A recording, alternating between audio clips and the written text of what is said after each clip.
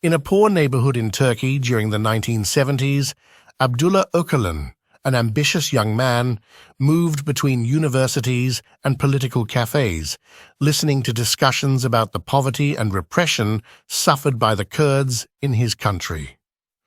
The Kurds, one of Turkey's largest minorities, faced cultural and political discrimination. They were forbidden from using their language in schools and deprived of their basic rights. In 1978, Öcalan gathered with a small group of activists and founded the Kurdistan Workers' Party, PKK, aiming for Kurdish independence or autonomy through armed struggle.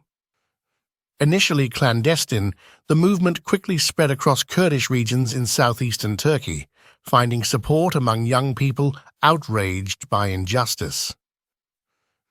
In 1984, the PKK declared the start of its armed insurgency against the Turkish government, targeting police stations and the military in Kurdish areas.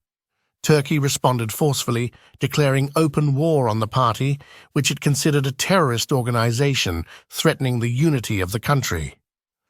As the fighting intensified, PKK fighters took refuge in the Kandil Mountains between Iraq and Turkey, where they established camps, turning the conflict into a guerrilla war that lasted for decades.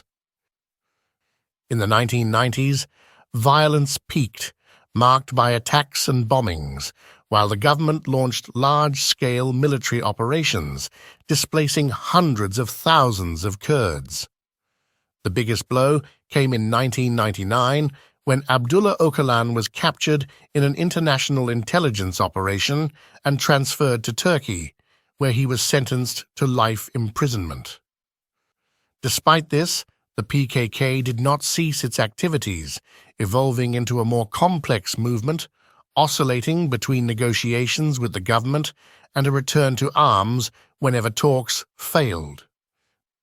Today, after more than 40 years of conflict, the Kurdish issue remains one of the most complex in the Middle East, intertwining politics, nationalism, war, and regional alliances.